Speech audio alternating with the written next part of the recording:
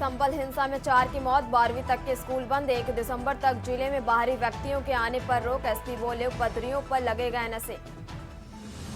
संसद का शीतकालीन सत्र आज से हो रहा शुरू, आज 11 बजे से शुरू होगा संसद का शीतकालीन सत्र, 20 दिसंबर तक चलेगा संसद का शीतकालीन सत्र। पीएम मोदी आईसी अंतर्राष्ट्रीय सहकारिता सम्मेलन 2024 का करेंगे उद्घाटन, सम्मेलन में Bhutan PM daisho souring टोपके, Fiji प्रधानमंत्री मनोवा कामिकाओ सम्मेलन में होंगे शामिल। महाराष्ट्र में आज महायुति सीएम का ऐलान कर सकती है, 2 डिप्टी सीएम भी होंगे। शरद पवार बोले योगी के बटेंगे तो कटेंगे नारा, ध्रुवीकरण हुआ। राहुल गांधी की नागरिकता मामले में सुनवाई आज, लखनऊ हाईकोर्ट में केंद्र जवाब दाखिल करेगा। मणिपुर में हिंसा, अगवा किए गए 3 मैताइसों की पोस्टमार्टम रिपोर्ट सार्वजनिक, 3 साल के बच्चे के सिर में गोली मारी गई। आप देख रहे हैं के न्यूज, खबरों का सारथी।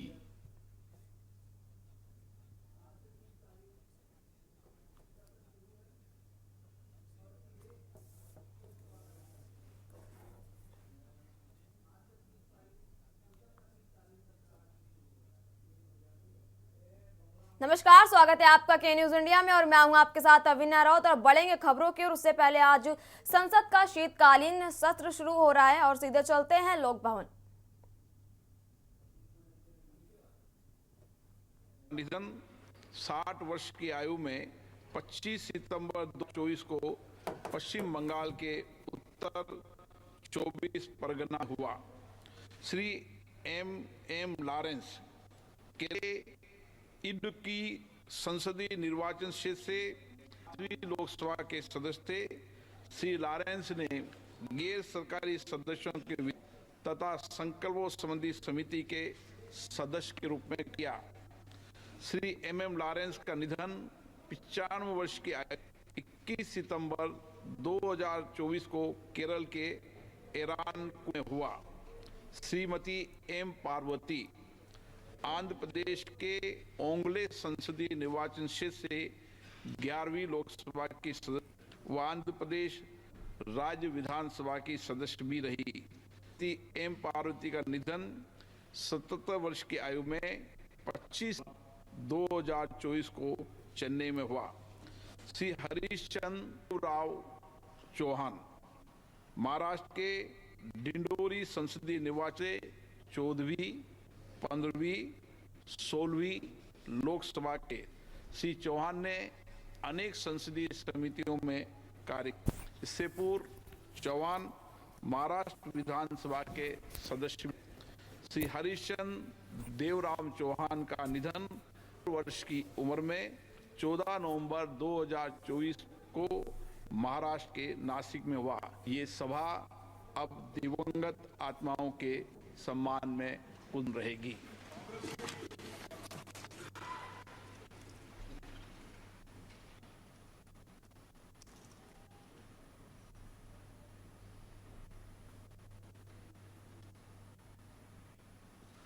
ओम शांति। सभा की कार्रवाई 2 बजे तक के लिए स्थगित की जाती है।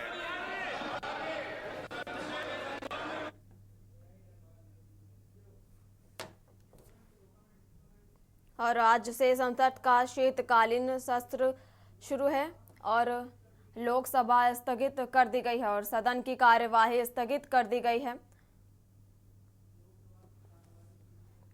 और लोकसभा की कार्यवाही स्थगित कर दी गई है और 12 बजे तक लोकसभा की कार्यवाही स्थगित की गई है।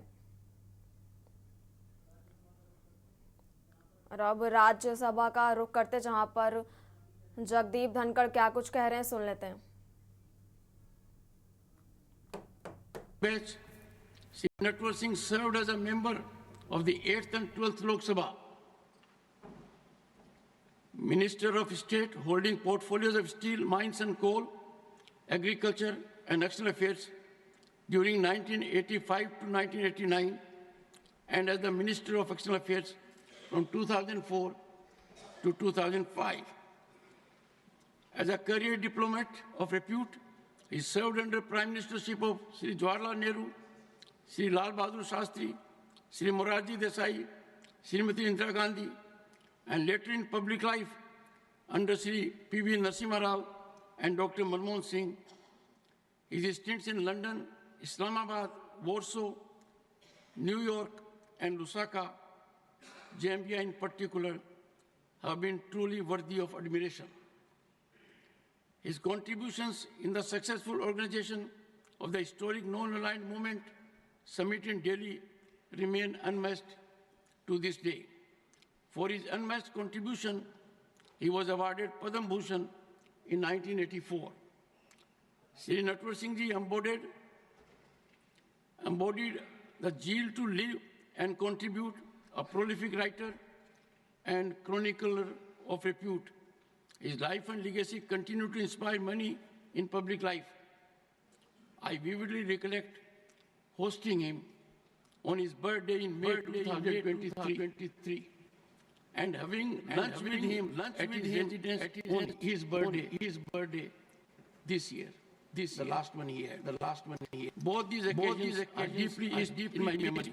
In the passing away of Sri Natwar Singh, the country has lost a distinguished diplomat, a prolific author, and an outstanding parliamentarian whose contributions will be remembered for years to come. Sri Sitaram Yechuri passed away on the 12th September 2024. He served as a member of this House, representing the state of West Bengal for 2 consecutive terms from 2005 to 2017.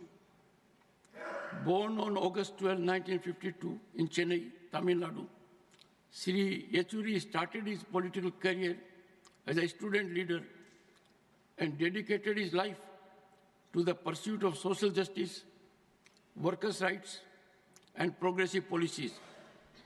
His unwavering commitment to these ideals resonate deeply with his work, both within and outside the walls of this hallowed chamber. His ability to forge consensus on varied issues and his willingness to engage in constructive dialogue made him a beloved and respected figure in our parliamentary democracy. Members of this august House, irrespective of their party affiliations, held Sri Yechuri in great respect and affection and looked up to him for guidance. Sri Yechuri was elected as General Secretary of the Communist Party of India Marxist in the year 2015, a position he held till his demise. In the passing away of Sri Yechuri, the country has lost an influential leader, a committed socialist, and a distinguished parliamentarian whose contributions will be remembered for years to come.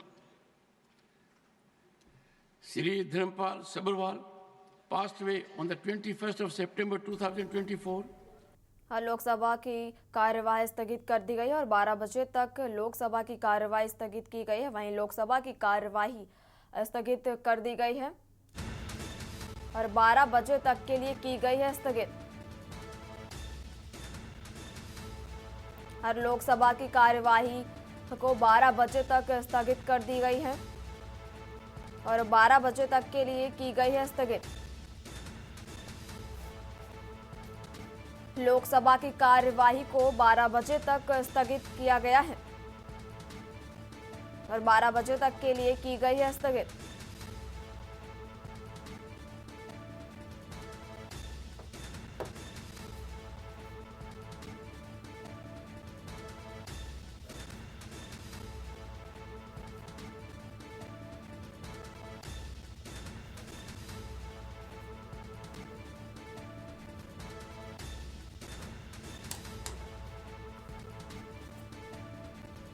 और हम जानकारी आपको बता रहे हैं जहां लोकसभा की कार्यवाही को 12 बजे तक स्थगित कर दिया गया है और 12 बजे तक के लिए लोकसभा की कार्यवाही स्थगित की गई है।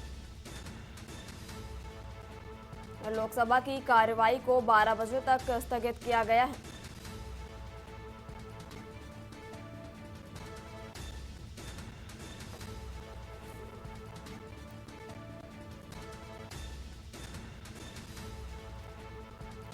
और ये अहम जानकारी आपको बता रहे हैं, जहां 12 बजे तक के लिए लोकसभा की कार्यवाही को स्थगित किया गया है।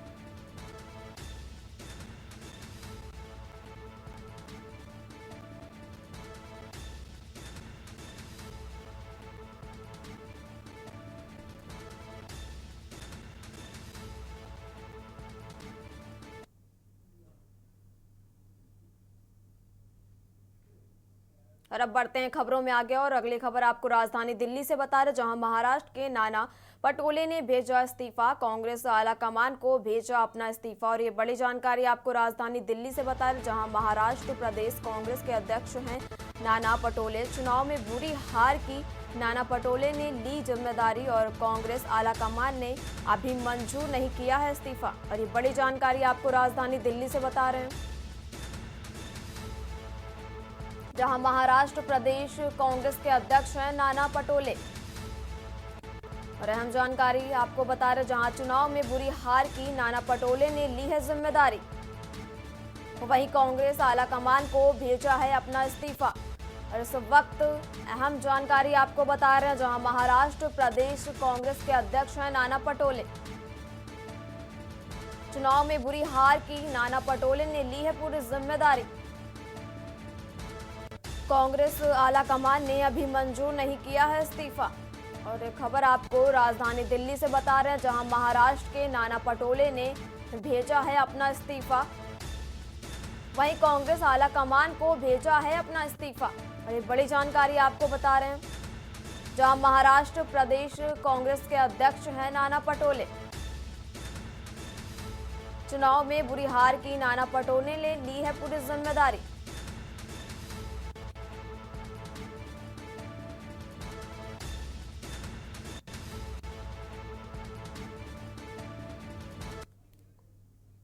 और अगली अहम खबर भी आपको राजधानी दिल्ली से बता रहे, जहां राहुल गांधी की नागरिकता मामले में आज होगी सुनवाई। वहीं इलाहाबाद हाईकोर्ट की लखनऊ बेंच में आज होगी सुनवाई। हाईकोर्ट ने केंद्र सरकार को जवाब दाखिल करने की दी थी तारीख। और ये बड़ी जानकारी आपको दिल्ली से बता रहे हैं, जहां हाईकोर्ट ने केंद्र सरकार को 25 नवंबर के लिए दिया था समय। वहीं गृह मंत्रालय ने सुनवाई के दौरान आज तक का मांगा था समय। जनहित याचिका में राहुल की नागरिकता पर उठाया था सवाल। और ये बड़ी जानकारी आपको राजधानी दिल्ली से बता रहे हैं, जहां हाईकोर्ट ने केंद्र सरकार को जवाब दाखिल करने की दी थी तारीख। और अहम खबर आपको राजधानी दिल्ली से बता रहे हैं, जहां गृह मंत्रालय ने सुनवाई के दौरान आज तक का समय मांगा था। वहीं जनहित याचिका में राहुल की नागरिकता पर उठाया था सवाल। राहुल गांधी की नागरिकता मामले में आज होगी सुनवाई। और ये बड़ी जानकारी आपको बता रहे हैं, जहां इलाहाबाद हाईकोर्ट की लखनऊ बेंच में आज होगी सुनवाई। हाईकोर्ट ने केंद्र सरकार को जवाब दाखिल करने की दी थी तारीख। और ये अहम खबर आपको दिल्ली से बता रहे हैं, जहां हाईकोर्ट ने केंद्र सरकार को जवाब दाखिल करने की दी थी तारीख।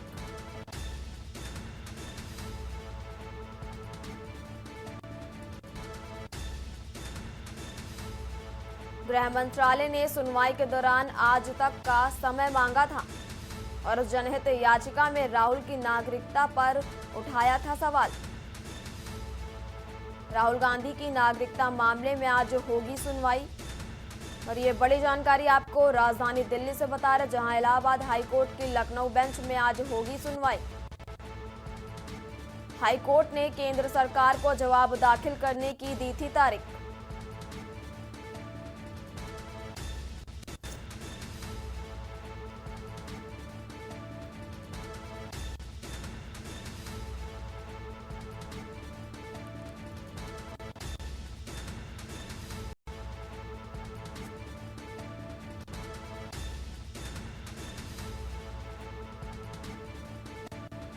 और ये बड़ी जानकारी आपको बता रहे, जहां जनहित याचिका में राहुल की नागरिकता पर उठाया था सवाल।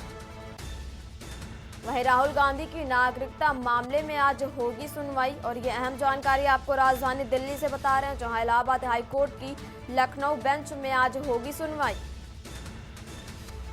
हाईकोर्ट ने केंद्र सरकार को जवाब दाखिल करने की दी थी तारीख।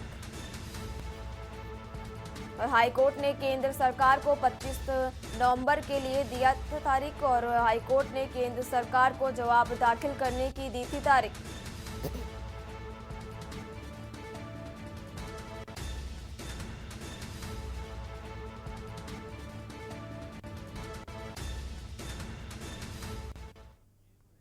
और अगली खबर भी आपको राजधानी लखनऊ से बता रहे, जहां यूपी कैबिनेट मंत्री से ठगी का मामला सामने आया है। मंत्री नंद गोपाल गुप्ता उर्फ नंदी से ठगी का मामला। नंदी की फॉर्म के 2.08 करोड़ रुपए की ठगी का मामला और ठगी करने वाले 5 साइबर क्रिमिनल गिरफ्तार भी हो गए हैं।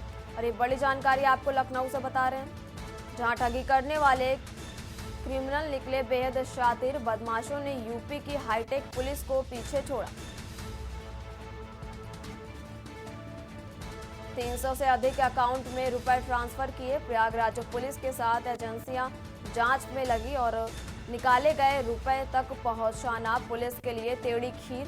यूपी कैबिनेट मंत्री से 2 करोड़ की ठगी और मंत्री नंद गोपाल गुप्ता उर्फ नंदी से ठगी का मामला सामने आया है।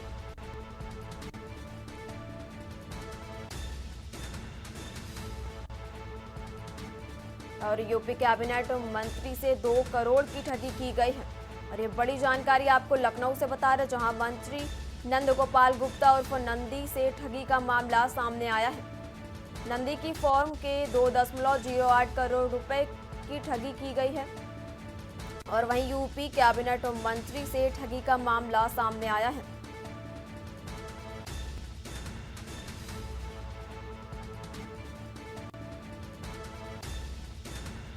नंदी की फॉर्म से 2.08 करोड़ रुपए की ठगी की गई है और ठगी करने वाले 5 साइबर क्रिमिनल गिरफ्तार भी किए गए हैं।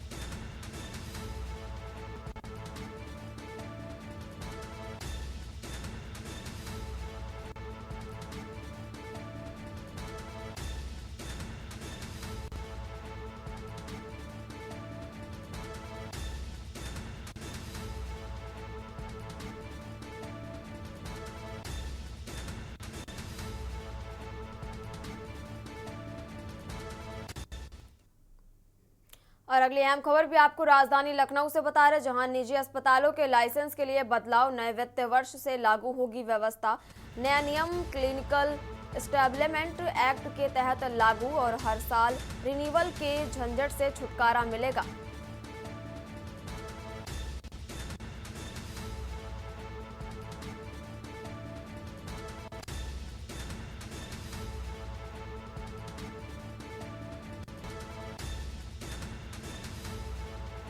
लखनऊ के 750 निजी अस्पतालों को 5 साल के लिए लाइसेंस। और ये बड़ी जानकारी आपको लखनऊ से बता रहे, जहां बेड की क्षमता के हिसाब से फीस भी तय होगी। डीएम के जरिए 5 साल का लाइसेंस जारी किया जाएगा। ये व्यवस्था नए वित्तीय वर्ष से लागू होने की उम्मीद जताई जा रही है। वहीं अस्पतालों को अप्रैल माह में नवीनीकरण कराना पड़ता था। क्लिनिकल एस्टेब्लिशमेंट एक्ट लागू होने के बाद मिलेगा लाइसेंस। अब निजी अस्पतालों को 5 साल का मिलेगा लाइसेंस। ये बड़ी जानकारी आपको बता रहे, जहां हालांकि नए एक्ट में कई नियमों को सख्त किया जाएगा। हालांकि नए एक्ट में कई नियमों को सख्त किया गया। और ये बड़ी जानकारी आपको राजधानी लखनऊ से बता रहे, जहां मानक पूरे न होने पर अस्पताल का लाइसेंस जारी और निजी अस्पतालों के लाइसेंस के लिए होगा बदलाव। नए वित्त वर्ष से लागू होगी व्यवस्था और ये अहम जानकारी आपको बता रहे हैं, जहां निजी अस्पतालों के लाइसेंस के लिए बदलाव। नए वित्त वर्ष से लागू होगी व्यवस्था। नया नियम क्लिनिकल एस्टेब्लिशमेंट एक्ट के तहत लागू होगा और हर साल रिन्यूअल के झंझट से छुटकारा मिलेगा। लखनऊ के 750 निजी अस्पतालों को 5 साल के लिए लाइसेंस और बेड की क्षमता के हिसाब से फीस भी तय करी जाएगी। डीएम के जरिए 5 साल का लाइसेंस जारी किया जाएगा और ये बड़ी जानकारी आपको बता रहे हैं, जहां ये व्यवस्था नए वित्त वर्ष से लागू होने की उम्मीद जताई जा रही है। अस्पतालों को अप्रैल माह में नवीनीकरण कराना पड़ता था, वहीं क्लिनिकल एस्टेब्लिशमेंट एक्ट लागू होने के बाद मिलेगा लाइसेंस। अब निजी अस्पतालों को 5 साल का मिलेगा लाइसेंस। हालांकि नए एक्ट में कई नियमों को सख्त किया गया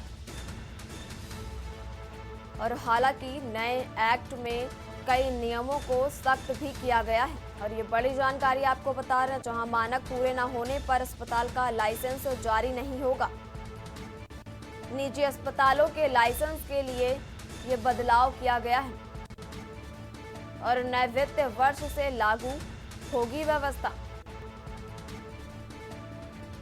और निजी अस्पतालों के लाइसेंस के लिए ये बदलाव किया गया है और ये अहम जानकारी आपको राजधानी लखनऊ से बता रहे, जहां नए वित्त वर्ष से लागू होगी व्यवस्था।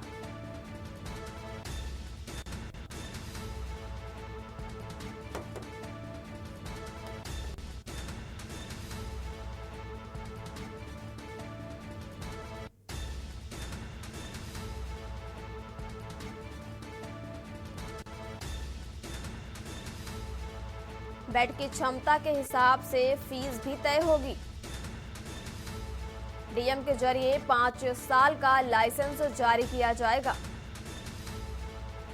और ये व्यवस्था नए वित्त वर्ष से लागू होने की उम्मीद जताई जा रही है और अस्पतालों को अप्रैल माह में नवीनीकरण कराना पड़ता था।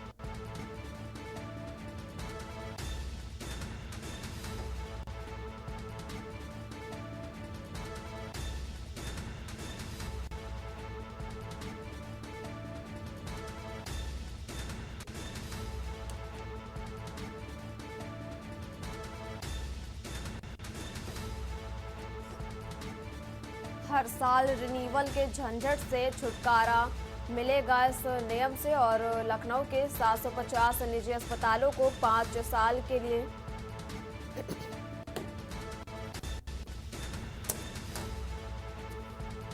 और इसी खबर पर हमारे साथ ज्यादा जानकारी के लिए संवाददाता अविनाश जुड़े हुए हैं। अविनाश, आपसे जानना चाहेंगे कि जैसे निजी अस्पतालों में बदलाव लागू किए गए हैं, मानक न पूरे होने पर ये बदलाव किए जाने हैं, क्या कुछ है पूरी जानकारी? जी बिल्कुल, देखिए जो है स्वास्थ्य विभाग को तरफ से जो है स्वास्थ्य सेवाओं को कैसे बेहतर बनाया जाए उसको लेकर उत्तर प्रदेश सरकार की तरफ से और जो है नए एक्ट में जो है तमाम जो सरकारी माफ कीजिएगा निजी अस्पताल हैं उनको कहीं ना कहीं 5 साल के लिए जो है जिलाधिकारी की तरफ से जो है एक लाइसेंस जारी किया जाएगा। उसमें तमाम जो है मानकों को कहीं ना कहीं उनको फॉलो करना पड़ेगा। आपने देखा होगा कि तमाम जो निजी अस्पताल है तमाम ऐसे निजी अस्पताल हैं जो है बिना जो है कह सकते हैं रजिस्ट्रेशन के संचालित हो रहे हैं, ना तो वहाँ पर उन डॉक्टरों की जो है व्यवस्था वहाँ पर पाई जाती है, ना ही जो है बेडों को कहीं ना कहीं सुनिश्चित किया जाता है। अब इस नए नियम के तहत जो है शहर भर में जो 150 निजी अस्पताल हैं उनको जो है 5 साल का लाइसेंस दिया जाएगा। उनको सारे जो है कहीं ना कहीं नियम जो है उनको उनका पालन करना होगा, चाहे उसमें डॉक्टर की बात करें या फिर जो है बेडों की जो व्यवस्था है, उनकी जो संख्या है उसके आधार पर उनकी जो फीस है कहीं ना कहीं वो भी कहीं ना कहीं उस मानकों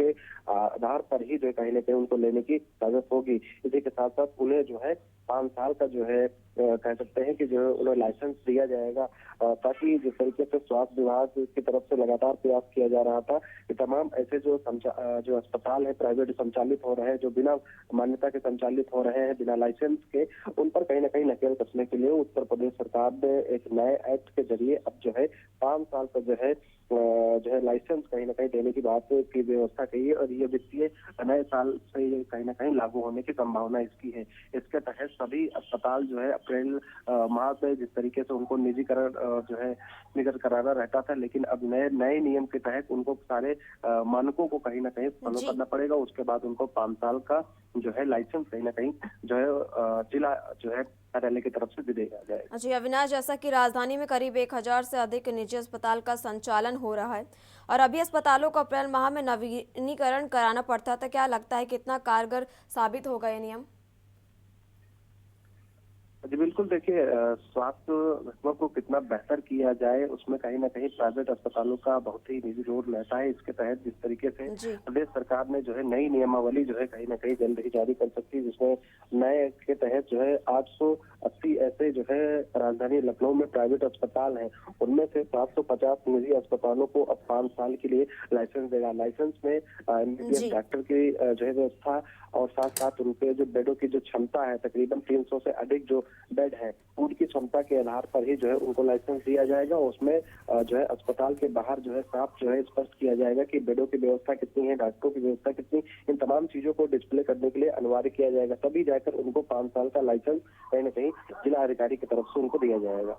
चलिए अविनाश, बहुत बहुत शुक्रिया अधिक जानकारी साझा करने के लिए और हमारे साथ आप बने रहिए, आगे भी आपसे जानकारी लेते रहेंगे। और डीएम के जरिए 5 साल का लाइसेंस और ये व्यवस्था नए वित्त वर्ष से लागू होने की उम्मीद जताई जा रही है। और ये अहम जानकारी आपको लखनऊ से बता रहे, जहां अस्पतालों को अप्रैल माह में नवीनीकरण कराना पड़ता था। और फिलहाल यहाँ रुकेंगे एक छोटे से ब्रेक के लिए। आप देख रहे हैं के न्यूज, खबरों का सारथी। ब्रेक के बाद एक बार फिर बढ़ते हैं खबरों की और अगली खबर आपको राजधानी लखनऊ से बताया, जहां फाइनेंस कंपनियों पर आरटीओ की कार्रवाई होगी। वहीं आरटीओ की कार्रवाई के बाद घटी ई रिक्शा की खरीद और आरटीओ में रजिस्ट्रेशन की रफ्तार धीमी हुई है। हवाला की रकम खपाने की आशंका, कलाधर का खपाने की आशंका पर 20 लाइसेंस कंपनियों पर बैन किए गए हैं। और ये बड़ी जानकारी आपको बता रहे हैं, जहां राजधानी में ई रिक्शा की खरीद में कमी, हर महीने 1000 से 1200 ई रिक्शा का होता था रजिस्ट्रेशन। वहीं 1 से 20 तक नवंबर मैच 415 ई रिक्शा का रजिस्ट्रेशन हुआ। और ये बड़ी जानकारी आपको बता रहे हैं,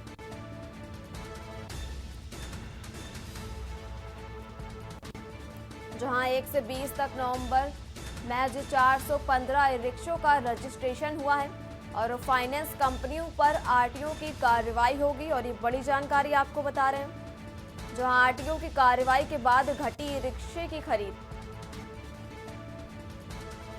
आरटीओ में रजिस्ट्रेशन की रफ्तार धीमी पड़ गई है। और ये बड़ी जानकारी आपको राजधानी लखनऊ से बता रहे हैं, जहां हवाला की रकम खपाने की आशंका, वहीं कलाधर का खपाने पर 20 फाइनेंस कंपनियों पर बैन भी लगाए गए हैं। वहीं राजधानी में ई रिक्शा की खरीद में कमी भी आई है।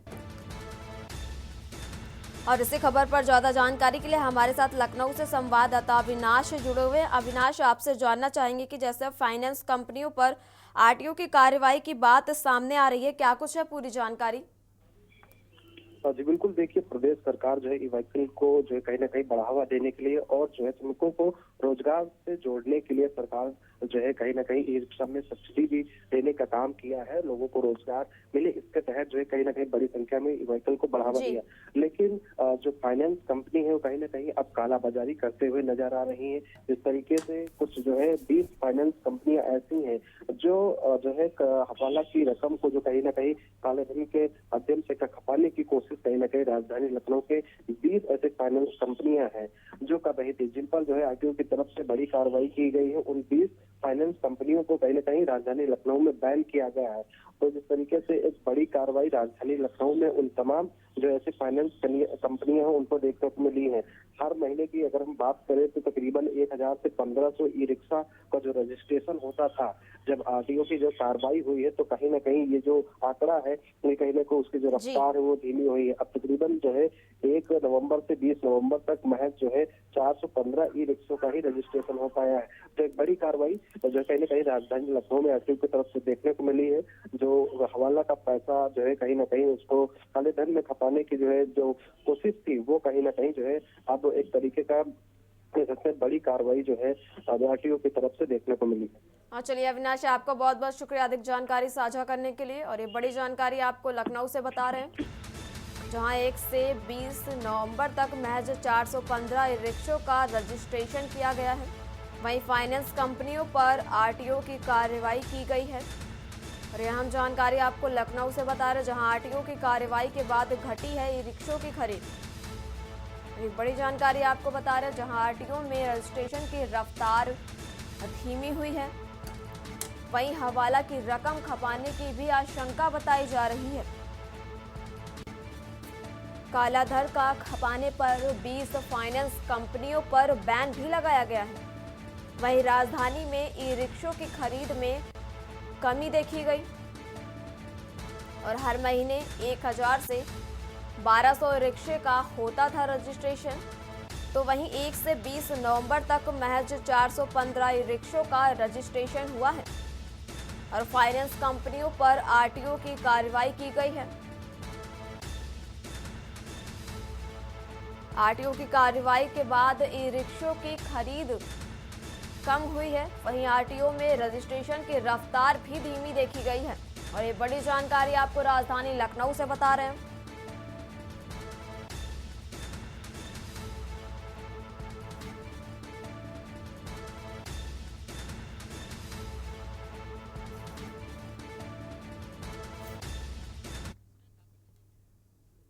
और अगली बड़ी खबर भी आपको राजधानी लखनऊ से बता रहे, जहां योगी सरकार बड़ी पहल, छात्रों की शैक्षिक क्षमता का मूल्यांकन कराएगी सरकार। वहीं 4 दिसंबर को होगा राष्ट्रीय सर्वे का आयोजन।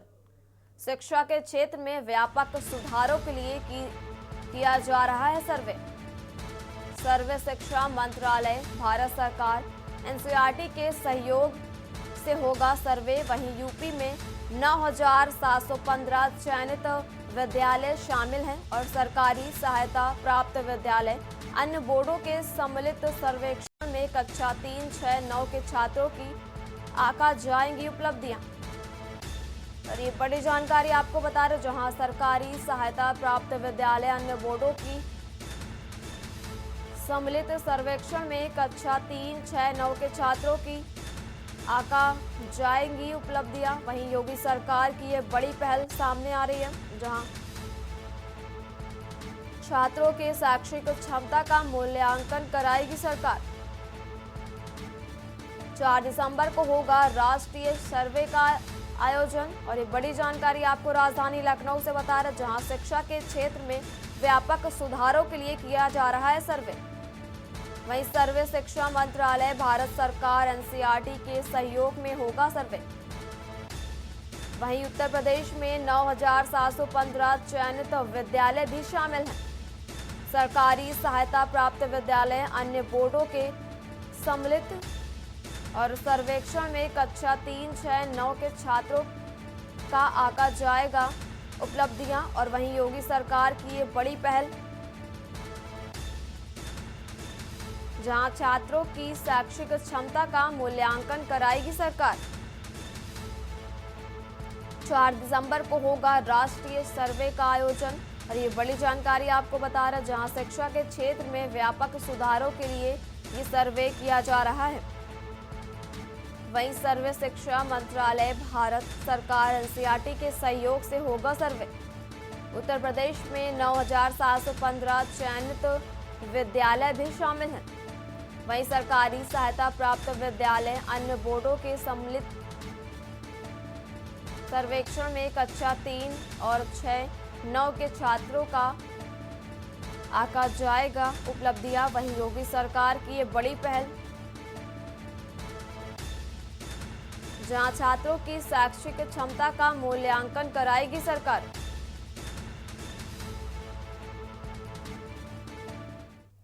और अगली अहम खबर आपको बाराबंकी से बता रहे, जहां नहर की पटरी पर मिला अधेड़ का शव। संदिग्ध परिस्थितियों में मिला पटरी पर अधेड़ का शव। खबर आपको बाराबंकी से बता रहे हैं, जहां बिना पुलिस को सूचना दिए शव को लेकर चले गए परिजन। शव मिलने नहीं कोई सूचना। एसएचओ क्षेत्र के सड़वा मजरे इस्माइलपुर का रहने वाला है मृतक।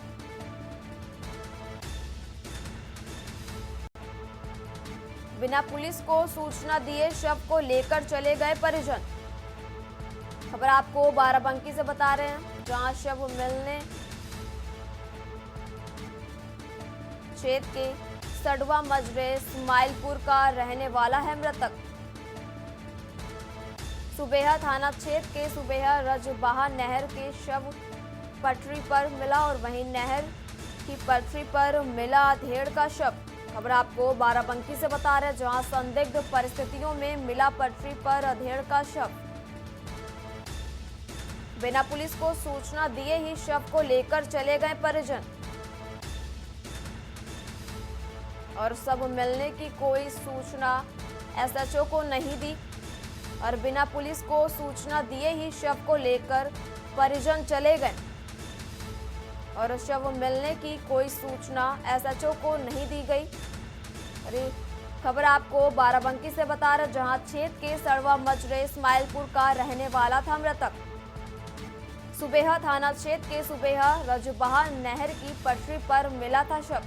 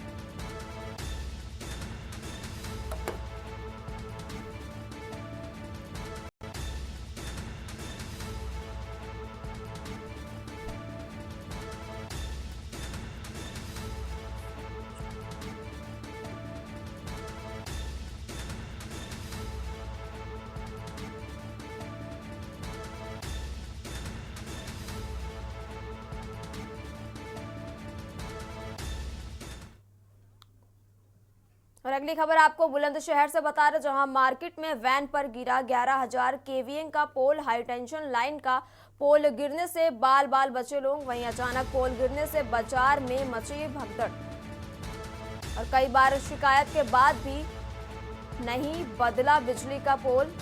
वहीं इसियाना कोतवाली के दौलतपुर मार्ग पर साप्ताहिक बाजार का है पूरा मामला।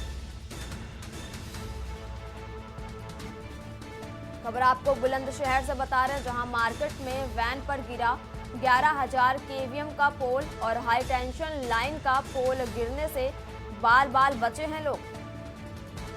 और वहीं अचानक पोल गिरने से बाजार में अफरा तफरी भी मच गई। कई बार शिकायत के बाद भी नहीं बदला बिजली का पोल।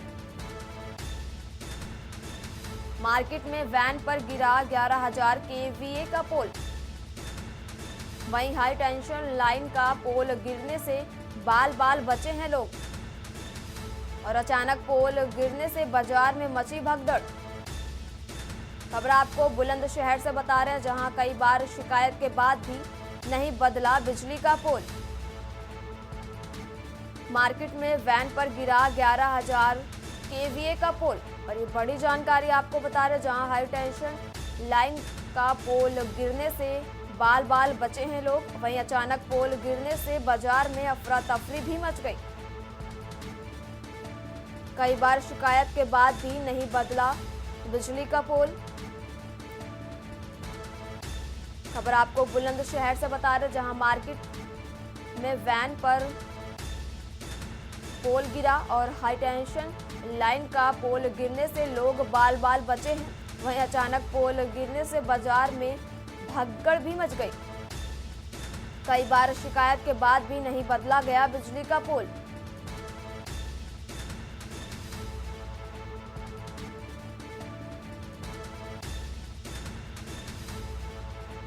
हाई टेंशन लाइन का पोल गिरने से लोग बाल बाल बचे हैं। वहीं अचानक पोल गिरने से बाजार में अफरा तफरी भी मच गई।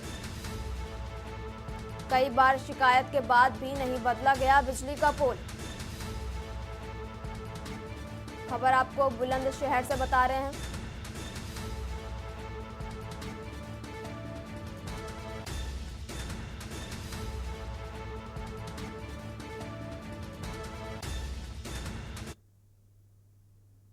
और अगली खबर आपको मैनपुरी से बता रहे हैं, जहां कार में भीषण लगी आग। कार में भीषण आग लगने का वीडियो वायरल हो रहा है। वहीं गैस रिफिलिंग के दौरान लगी कार में आग धू कर जल गई ओमनी कार। बाजार में भीड़ भाड़ वाले इलाके में लगी है आग।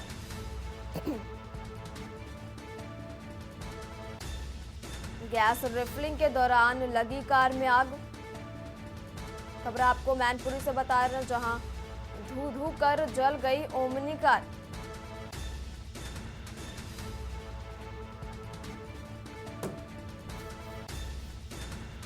बाजार में भीड़ भाड़ वाले इलाके में कार में आग लगी और फायर ब्रिगेड ने आग पर पाया है काबू।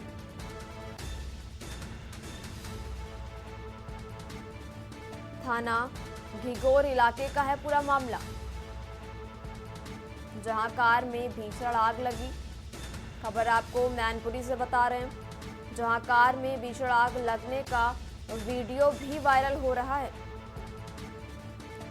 गैस रिफिलिंग के दौरान लगी है कार में आग।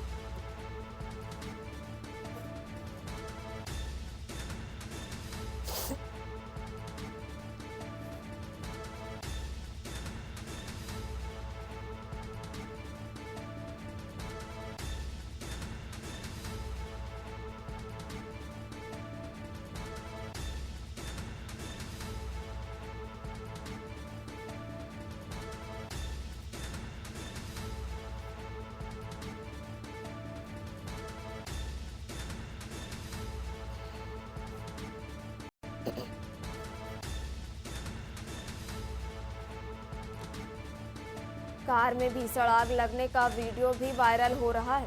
गैस रिफिलिंग के दौरान लगी है कार में आग।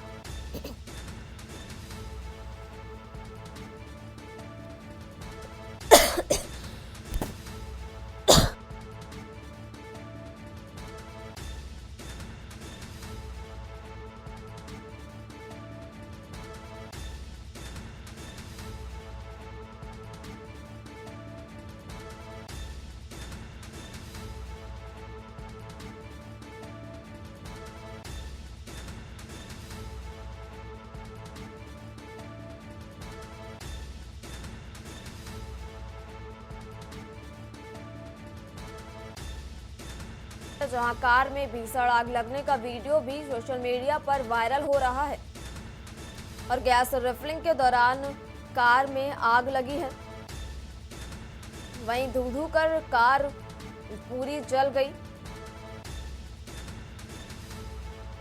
खबर आपको मैनपुरी से बता रहे हैं, जहां बाजार में भीड़ भाड़ वाले इलाके में लगी है आग। फायर ब्रिगेड ने आग पर पाया काबू।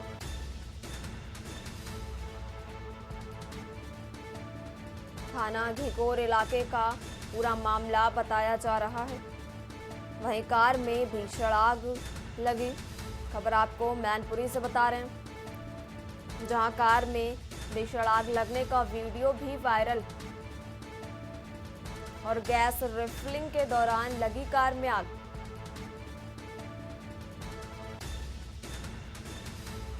और धू धू कर जल गई कार।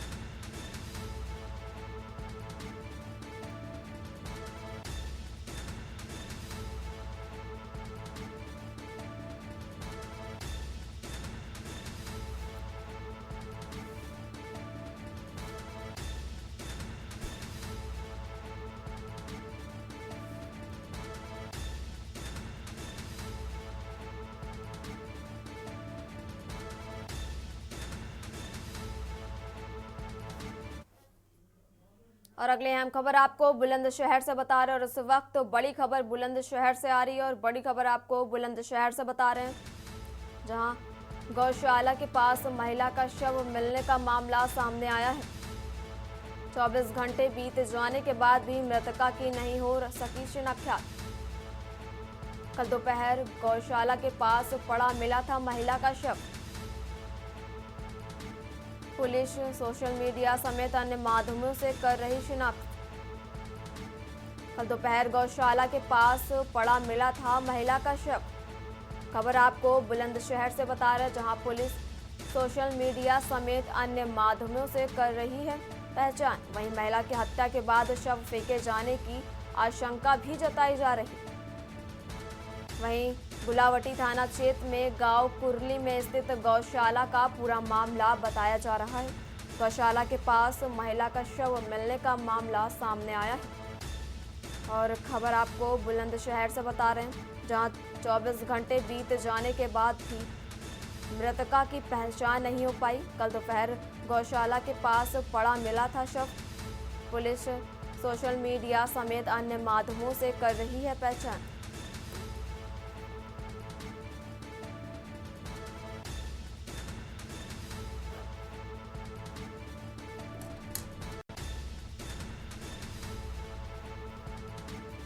महिला की हत्या के बाद शव फेंके जाने की आशंका लगाई जा रही है। वहीं गुलावटी थाना क्षेत्र के गांव कुरली में स्थित गौशाला का पूरा मामला बता रहा है। गौशाला के पास महिला का शव मिलने का मामला। और खबर आपको बुलंदशहर से बता रहे हैं, जहां 24 घंटे बीत जाने के बाद भी मृतका की पहचान नहीं हो पाई है। और कल दोपहर गौशाला के पास पड़ा मिला था महिला का शव। पुलिस सोशल मीडिया समेत अन्य माध्यमों से कर रही है महिला की पहचान।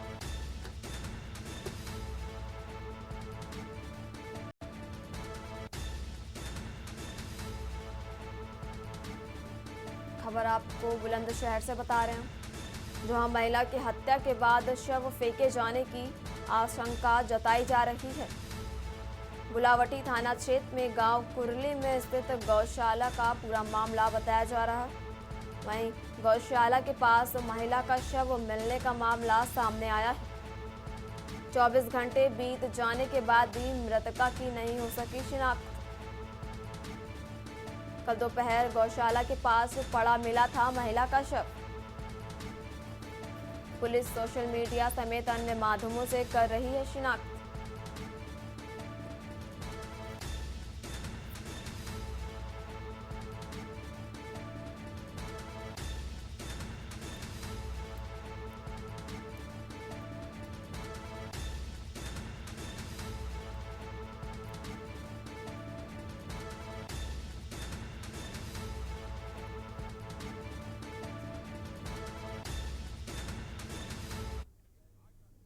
और संभल से बड़ी खबर आपको बता रहे, और इस वक्त बड़ी खबर संभल से आ रही है। और संभल से बड़ी खबर बता रहे, जहां संभल में पथराव और फायरिंग का मामला सामने आया है।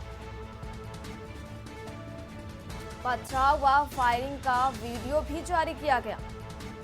और ये बड़ी खबर आपको संभल से बता रहे, जहां आगजनी और पथराव का वीडियो वायरल। दंगाई गाड़ियों ने किया पथराव और आगजनी। और इस वक्त बड़ी खबर आपको संभल से बता रहे, जहां संभल में पथराव और फायरिंग का मामला सामने आया है।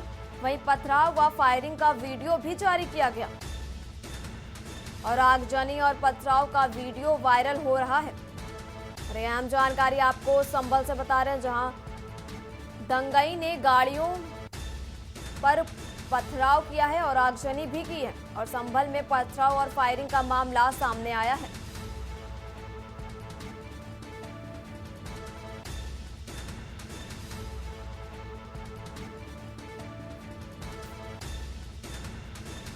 और पूरी खबर आपको बताते चले, जहां कोर्ट के आदेश पर डीएम एसपी के साथ मस्जिद के सर्वे के लिए एडवोकेट कमिश्नर पहुंचे थे। इसी समय उपद्रवियों ने पुलिस के वाहनों में आग लगा दी और पुलिस ने भी भीड़ को काबू में करने के लिए फायरिंग की। स्थिति काबू में करने के लिए आंसू गैस के गोले भी फोड़े गए, जहां डीएम ने जिले में बाहरी लोगों के प्रवेश पर रोक भी लगाई है। और ये बड़ी जानकारी आपको बता रहे हैं, जहां पर पथराव और फायरिंग का वीडियो भी जारी किया गया है। और इसी खबर पर ज्यादा जानकारी के लिए हमारे साथ रईस एलविस जुड़े हुए हैं। रईस, जैसा कि पथराव और फायरिंग की गई है और उसका वीडियो भी वायरल किया गया है, क्या कुछ है पूरी जानकारी? देखिए, मैं आपको वीडियो बता जाऊंगा विस्तार से कि इस बार संभल की और बात की जाए तो संभल में शांति व्यवस्था बिल्कुल बनी हुई है। लगातार जिले के जिलाधिकारी और पुलिस अधिकारी लगातार जो है विवरण कर रहे हैं। उस अधिकारी भी मौके पर है और शांति व्यवस्था बनाए रखने की अपील की जा रही है। साथ ही साथ कुछ वीडियो भी वायरल हो रही है, जिस तरह से जो उत्पादी है वो किस तरह से जो दंगाई है वो दंगा किस तरह से दंगा कर रहे हैं। आप वीडियो में देख के अंदाजा लगा सकते हैं कि किस तरह से गाड़ियों को तोड़ा जा रहा है, किस तरह से गाड़ियों को आग लगाई जा रही है और जो दंगाई है वो किस तरह से तोड़फोड़ कर रहे हैं, पथराव कर रहे हैं। क्योंकि लगातार कुछ न कुछ वीडियो वायरल हो रही है और वायरल दौरान भी व्यवस्था लिखी जा रही है। लेकिन कहीं ना कहीं 24 घंटे के लिए इंटरनेट की सेवा बंद कर दी गई है और स्कूल कॉलेज की भी जो व्यवस्था है वो कहीं ना कहीं बंद है। बिल्कुल चारों तरफ संभल में सन्नाटा छा हुआ है, सभी मार्केट दुकानें बंद है। इस वक्त जो भी राजनीतिक दल के नेता है उनको संभल आने में प्रतिबंध लगा दिया गया है, उनको आना मना कर दिया गया है, रोक लगा दी गई है। साथ ही साथ जिस तरह से विवाद बढ़ रहा है, कहीं ना कहीं शांति बनी हुई है, किसी प्रकार की कोई भी दिक्कत अब संभल के अंदर नहीं है। जी रईस, आपसे जानना चाहेंगे, संभल दंगे का स्क्रिप्ट राइटर कौन माना जा रहा है और क्या कुछ हालात स्थिति अभी देखी जा रही है? अभी इसमें बोलना कुछ नहीं कह सकते हम, क्योंकि अभी किसके आधार पर ये इतना बड़ा विवाद हुआ, कैसे हुआ, क्या कहा, ये जांच का विषय और जांच के आधार पर ही आगे की कार्रवाई की जाएगी। लेकिन अगर माहौल की बात की जाए तो इसमें माहौल शांति बनी हुई है माहौल की।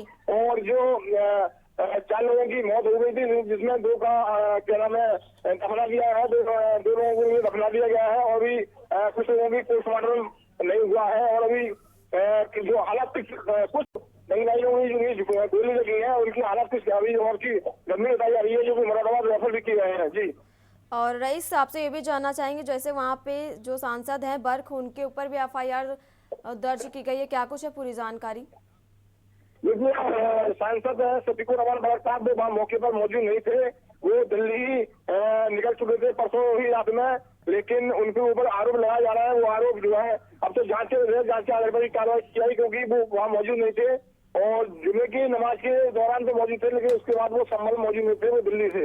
लेकिन जिस तरह से उनके ऊपर आरोप लगाया जा रहा है वो कहीं ना कहीं गलत है और जांच के आधार पर कार्रवाई आगे की जाएगी। जी अच्छा, ठीक है रईस, आप नजर बना के रखिए, आगे भी आपसे अपडेट लेते रहेंगे। और ये बड़ी जानकारी आपको संभल से बता रहे, जहां पथराव और फायरिंग का मामला सामने आया है और पथराव और फायरिंग का वीडियो भी जारी किया गया है। और इस वक्त बड़ी जानकारी आपको संभल से बता रहे हैं, जहां आगजनी और पथराव का वीडियो वायरल हो रहा है। और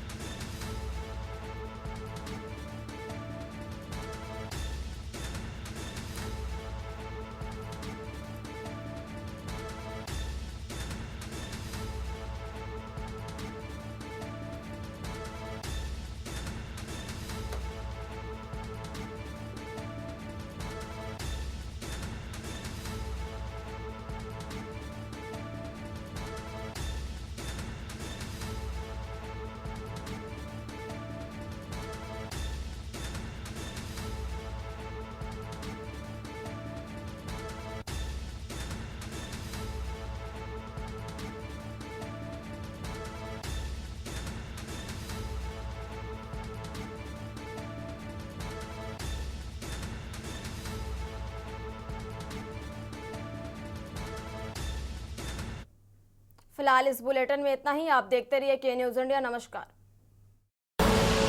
आप देख रहे हैं के न्यूज, खबरों का सारथी।